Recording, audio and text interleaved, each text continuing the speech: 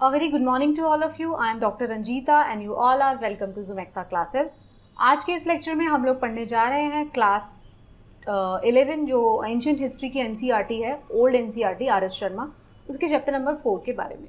तो ये इस चैप्टर का पार्ट 2 है, पार्ट 1 आप पढ़ चुके हैं। So let's start. अगर आपको कोई डिटेल सवाल है तो आप मुझे इस ईमेल एड्रेस पर मेल कर सकते हो। ये मेरा इंस्टाग्राम हैंडल है और ये मेरे टेलीग्राम चैनल का आपको लिंक यहाँ पे दिया गया है। तो इस टेलीग्राम चैनल पर आपको मेरे सभी लेक्चर्स के पीडीएफ मिलते हैं जिनको आप रिवीजन के लिए डाउनलोड कर सकते हो। अगर आप चाहते हैं कि मेरे बाकी के लेक्चर्स को भी देखना तो उनके जो लिंक है वो भी आपको इधर ही मिल जाते हैं। सो इस चैप्टर के फर्स्ट पार्ट में हमने देखा था, हम लोगों ने बात किया था, क्योंकि ये एंशिएंट हिस्ट्री की एनसीईआरटी आर.एस. शर्मा द्वारा लिखी गई ये एनसीईआरटी है। मैंने आपको हमेशा बताया है कि ये एनसीईआरटी जो है बहुत ज़्यादा इंपॉर्टेंट है। आपके जितने भी क्वेश्चंस जो बन सकते हैं एंशिएंट इंडिया से, beats pre, beats mains, beats UPSC, beats any of the exam, वो सबका सब जो है वो क्वेश्चन इधर से ही आता है। ठीक है, तो ये बात आप समझ चुके हैं। तो इंट्रोडक्शन जो इस चैप्टर में हमने पढ़ा क्या था, इस चैप्टर में हम लोग पढ़ने जा रहे हैं अबाउट द वेरियस एजेस। हम फर्स्ट जो प्रोटो जो हिस्ट्री है उसकी बात कर रहे हैं, प्री हिस्ट्री की बात कर रहे हैं। हम उस मैन की बात कर रहे हैं जो कि प्रॉपर एक सिविलाइज मैन नहीं था, होमोसेपियन से पहले वाले मैन की हम बात कर रहे हैं इस चैप्टर में। तो इस चैप्टर को अगर हमने क्रोनोलॉजिकली अगर हम देखने की कोशिश करते हैं तो अगर मैं आपको रफली एज बताती हूँ, देखिए हिस्ट्री में कोई भी जो एंशिएंट हिस्ट्री है उसके अंदर कोई भी फिक्स्ड एजेस नहीं है। पहले वाले पीरियड में जो स्टोन एज वाला पीरियड है, स्टोन एज, कॉपर एज और दूसरी जो मेटल एज है वो आपस में ओवरलैप करती रहती है। आपको ये समझना पड़ेगा। तो आपको इसमें स्टिक होने की ज़रूरत नहीं है कि कोई भी स्टूडेंट को अगर ऐसा लगता है कि किसी एक किताब में लिखा हुआ है कि 10,000 BCE तक जो है वो सिर्फ पेलियोलिथिक पीरियड होता है, किसी और किताब में लिखा हुआ है कि 8,000 BCE तक होता है, तो 8,000 BCE भी हो सकता है, 10,000 BCE भी करेक्ट है और 12,000 BCE भी करेक्ट है। Why it is correct? Because overlapping चल रही है। ठीक है, जो पुरानी वाली हिस्ट्री है उसके अंदर जो टाइम है वो इतना फास्ट नहीं चल रहा जैसे आप मॉडर्न पीरियड में देखते हैं कि एक साल से दूसरे साल में बहुत सारी चीज़ें बदल जाती है। ऐसा नहीं हो रहा था। तो अगर हम टाइम क्रोनोलॉजी की बात करते हैं तो आप यहाँ से देख सकते हैं रफली 10,000 BCE से पहले वाले टाइम पीरियड को हम पेलियोलिथिक कहते हैं। 10,000 से लेके 4-5,000 वाले BCE को हम मिजोलिथिक कहते हैं। न्यूलिथिक जो वाला टाइम पीरियड है 7,000 से लेके 2,000-1,000 BCE तक आता है। उसी के साथ शुरू हो जाती है चालकोलिथिक पीरियड, जिसको हम 3,000 साल, जिसको 3,000 या 2,500 BCE से लेकर 500 BCE तक चलता है। आयरन एज आ जाती है 1500 BCE से 200 BCE तक हम आयरन एज की बात करते हैं। तो हमने ओल्ड स्टोन एज में क्या क्या देखा? हमने देखा था इसको हम पेलियोलिथिक कहते हैं। पेलियोलिथिक को हमने फिर फर्दर 3 पार्ट्स में डिवाइड किया था, lower, middle and upper palaeolithic. Lower का मतलब जो सबसे पुरानी पेलियोलिथिक पीरियड है। हमने जो देखा था उसमें जो बात थी वो हमने देखा था कि देखिए एक तो इंडस वैली के आसपास जो जगह है, यहाँ पे जो सोन वैली है, जो पाकिस्तान वाला एरिया है, ये वाली वो साइट्स थी जहाँ पर कि सबसे ओल्ड वाला जो हमें अवशेष मिलते हैं, जिसके द्वारा हम पढ़ पाते हैं कि यहाँ पर जो है सिविलाइजेशन या यहाँ पर कभी मैन जो है वो पुराने वाला जो मैन है which is not Homo sapiens till now, वो यहाँ पे रहे होंगे। ठीक है, जब तक अपर पेलियोलिथिक एज आती है तब जाके होमोसेपियंस का आगमन होता है 10-12 हज़ार साल पहले के आसपास। ठीक है, तो ये चैप्टर पढ़ के आपको एक तो ये समझ में आता है कि किस तरीके से हिस्ट्री की क्रोनोलॉजी चल रही है, वो आपके दिमाग में सेट हो जाती है। सेकेंड, इस चैप्टर से आपको ये समझने को मिलता है कि कौन कौन से वो साइट्स थे जहाँ पे हमें मटेरियल रिमेन्स मिलते हैं जिसको हमें अच्छे से पढ़ना है, जो हमारे एग्जाम में बहुत ज़्यादा इंपॉर्टेंट रहेंगे। तो पहले हमने क्या देखा? पहले हमने देखा कि हंटर गैदरर वाली स्टेज थी, हम बहुत ब्लंट से टूल्स को यूज़ किया करते थे। उसके बाद धीरे धीरे हमने शार्प टूल्स को यूज़ करना शुरू किया।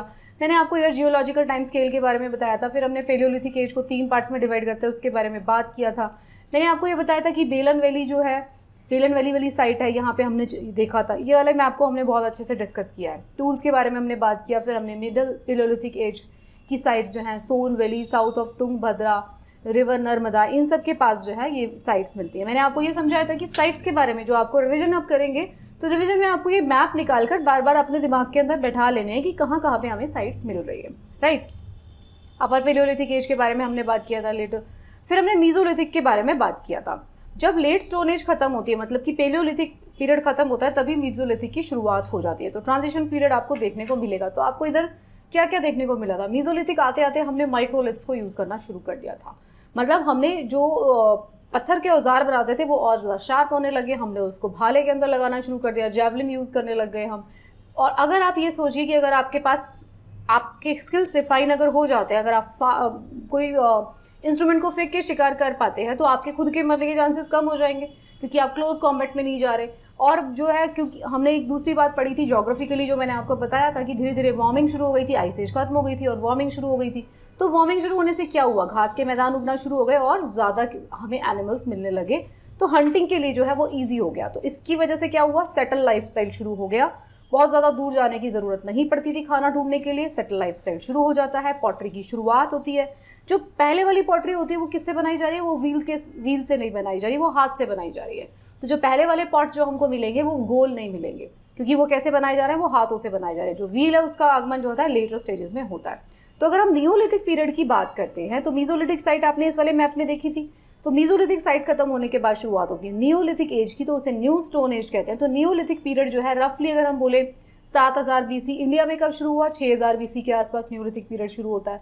साउथ और eastern India are late as 1000 BC। तो अगर आप साउथ इंडिया और ईस्टर्न इंडिया को देखते हैं तो उसमें और लेट शुरू होता है। 6000 BC के अलावा 5000 BC में नियोलिथिक पीरियड स्टार्ट होता है। तो आप समझ सकते हैं जो चीज़ हमें बाकी जगह पर मिल रही है उसका टाइम पीरियड साउथ इंडिया में और नॉर्थ ईस्टर्न वाले इंडिया में और 1000 साल पीछे मिलता है। पता कैसे लगाते हैं हम ये सब चीज़ों का, हम कार्बन डेटिंग के जरिए पता लगाते हैं और भी अदर टेक्निक्स के जरिए पता लगाते हैं।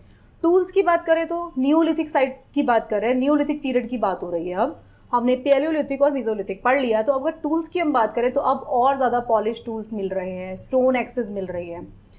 हमने परशुराम के बारे में इस चैप्टर में बात करते हैं, मतलब इस टाइम पीरियड में परशुराम होते थे। परशुराम जिनके बारे में आपने पढ़ा होगा, तो वो जो है अपनी जो कुल्हाड़ी जो उनका होता था उसको चलाने के लिए उनकी बहुत परफेक्शन उनको हासिल थी। ठीक है, तो ये सारी हम बात कर रहे हैं। अगर हम नियोलिथिक पीरियड की साइट्स की बात करते हैं तो बुरज़ाहोम जो कश्मीर में, यहाँ बहुत इंपॉर्टेंट साइट है। साउथ ऑफ गोदावरी में आपको बहुत सारे साइट्स मिलेंगे और असम हिल्स में आपको बहुत सारे साइट्स मिलते हैं। कौन से साइट्स की बात हो रही है, नियोलिथिक की। तो बुरज़ाहोम जो वाली जो साइट है वो कब मिलती, कब उसका टाइम पीरियड है 2400 BC के आसपास की ये साइट है। श्रीनगर के पास में आप देखेंगे बुरज़ाहोम आपको यहाँ पे मिलेगा मैप में।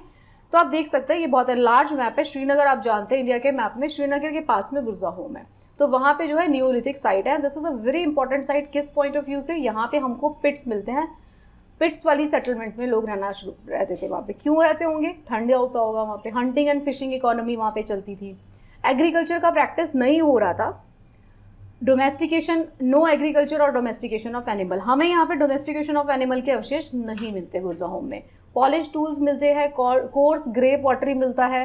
Did was buried with their domestic dogs, not a practice of Neolithic settlers.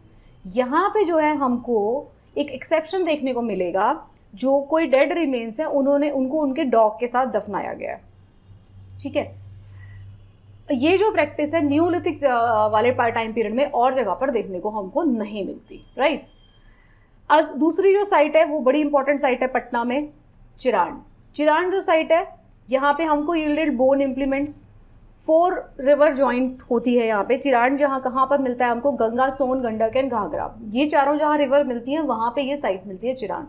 तो आप समझ सकते हैं कि इस साइट का इंपॉर्टेंस इतनी सारी रिवर्स के कॉन्फ्लुएंस पर है ये साइट, ताकि उसको पानी की कभी भी कमी नहीं पड़ी होगी।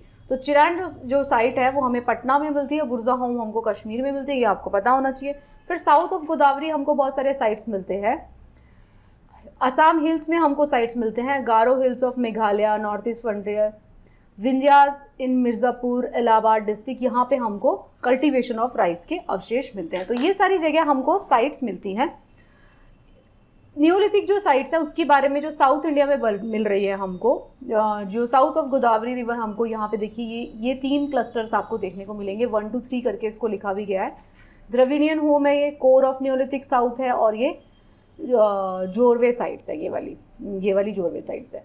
तो मस्की देखेंगे आप यहाँ पे, ब्रह्मगिरी, हालूर, कोडेकल, ये सारी जो साइट्स है ना, ये आप यहाँ पे इस वाले मैप में लोकेट कर लीजिए। आपको ये पता होना चाहिए। जनरली होता क्या, नॉर्थ इंडियन स्टूडेंट्स को साउथ इंडियन साइट्स के नाम आपको, क्योंकि आपको थोड़ा सा डिफिकल्ट होते हैं प्रोनाउंस करने के लिए, तो आप उसको मिस करते हो।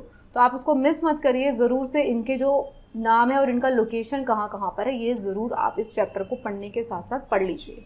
कभी कभी जो है आपके प्री में इस तरीके का सवाल रहता है, ना केवल सिर्फ यूपीएससी बल्कि स्टेट पीसीएस भी साइट्स का नाम पूछ के आपसे सवाल पूछ लेता है कि ये किस नदी के किनारे पर है, या ये कौन से टाइम पीरियड की साइट है, या उसकी खास बात क्या है। देखिए, खास बात हर एक साइट की नहीं रटनी है, कुछ बड़ी बड़ी खास बातें हमको ज़रूर पता होनी चाहिए जो काफ़ी इंपॉर्टेंट साइट्स रही हैं, उनकी कुछ खास बातें हमको पता होनी चाहिए, सब साइट्स की खास बातें पता करने की ज़रूरत नहीं है। पिकली हॉल जो है आंध्र प्रदेश में, यहाँ पे हमको ऐश माउंट्स मिलते हैं, मतलब कि हमको राख के बहुत बड़े बड़े ढेर मिलते हैं यहाँ पर। एंड हैबिटेशन साइट्स मिलती है। कैटल हर्डर, डोमेस्टिकेशन के यहाँ पे अवशेष मिलते हैं। कौन कौन से कैटल, शीप और गोट यहाँ पे पाले जा रहे थे। Seasonal camp surrounded by cow pens.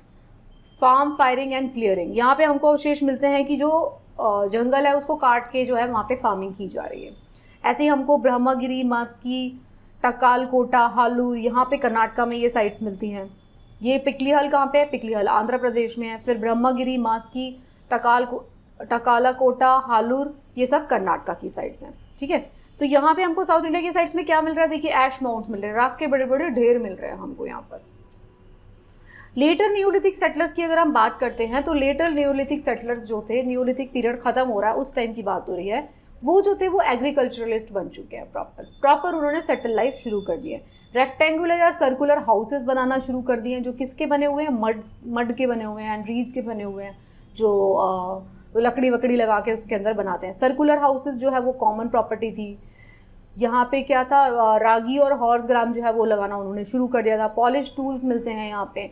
Shortage for storage of grain, ये अब इन्होंने ग्रेन को स्टोर करना शुरू कर दिया। अब आप एक चीज़ को समझिए, सेटल जब आप हो जाते हो तो आप तब सेटल होते हो ना जब आपके पास सरप्लस चीज़ें आना शुरू हो जाती है। अब आपके पास सरप्लस आएगा तो आप उसको स्टोर भी करोगे, तो उसकी स्टोरेज के लिए आप पॉट्स बनाओगे। तो यहाँ पे जो पॉट्स हैं कुकिंग के लिए यूज़ किए जा रहे हैं, पॉट्स जो है वो स्टोरेज के लिए यूज़ किए जा रहे हैं। तो early stage of pot making, यहाँ पे हैंडमेड पॉट्स आपको देखने को मिलेंगे। लेटर स्टेज में व्हील्स वाला पॉट आया। तो ये सारी चीज़ें जो है आपको नियोलिथिक साइट्स में मिलेंगी। तो ये नियोलिथिक साइट्स के बारे में आप पढ़ सकते हैं अलग अलग, क्योंकि ये जो है आपको नाम इसके याद करने पड़ेंगे। कोल्डीवा, मेहरगढ़,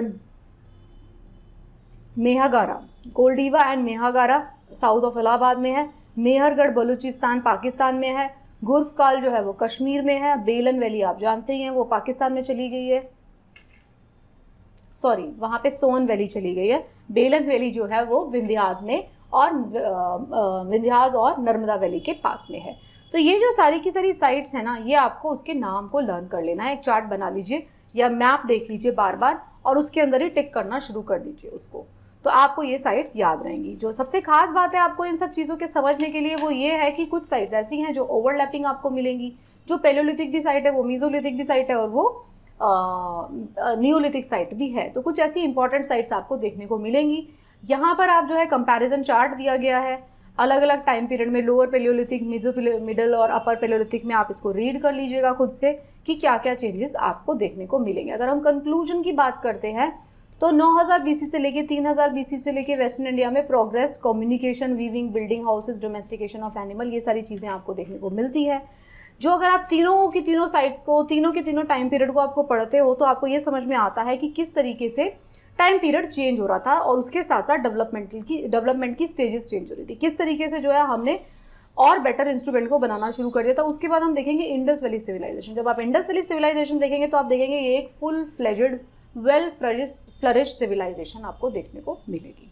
सो that's it about this chapter. I hope आपको ये चैप्टर अच्छे से समझ में आ गया होगा। इस चैप्टर में जो समझने के लिए कॉन्सेप्ट है वो मैंने आपको समझा दिए। बाकी का जो चीज़ था वो आपको लर्न करना पड़ेगा और लर्न करने के लिए सबसे अच्छा तरीका होता है कि आप उन चार्ट्स को और उन मैप्स को निकाल लें प्रिंट आउट और आप उसको बार बार रिवाइज करें। बार बार से मेरा मतलब है हर 2-3 बार या हर हफ्ते में एक बार ज़रूर रिवाइज कर लीजिए। आपको पता भी नहीं चलेगा, 1 महीने बाद आपको ये सारे साइट्स जो हैं वो टिप्स पे लर्न हो जाएंगे। So thank you so much for watching. अगर लेक्चर्स पसंद आ रहे हैं तो बाकी लोगों को ज़रूर रेफर करें and best of luck for your preparation.